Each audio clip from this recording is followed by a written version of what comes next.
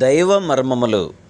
సహోదరుడు భక్తి సింగ్ గారి అనుభవంలో దేవుడు ఆయనకు బయలుపరచిన దైవ మర్మములు.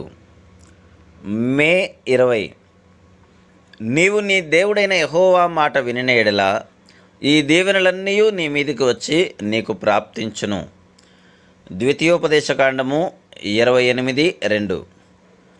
ఇశ్రాయేలు ప్రజలు ఐగుప్తును విడిచి కనానుకు వెళ్ళుటకు బయలుదేరినప్పుడు ద్వితీయోపదేశకాండము 7:1లో దేవుడు 7 శత్రు జనాంగములు ఆ దేశమందు నివసించుచుండిరని మోషే ద్వారా వారికి తెలియజేశాను.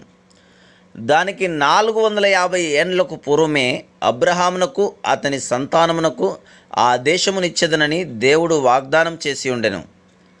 దేవుడు ఆ వాగ్దానమును మరవలేదు. దేవునికి ఎన్నడూనూ మరుపు రాదు.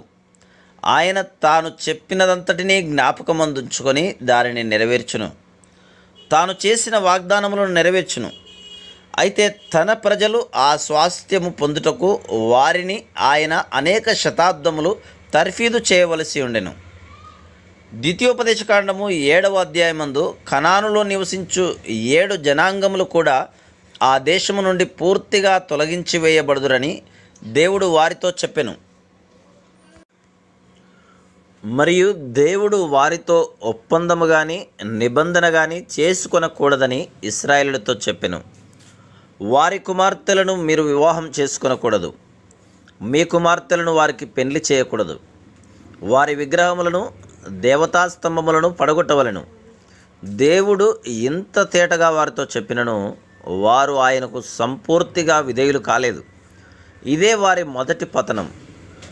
ఎన్ని మార్లు దేవునికి విధేయులుగా ఉండవలనని మనం ప్రయత్నించినను సంపూర్ణ విధేయతను చూపలేకపోతున్నాం.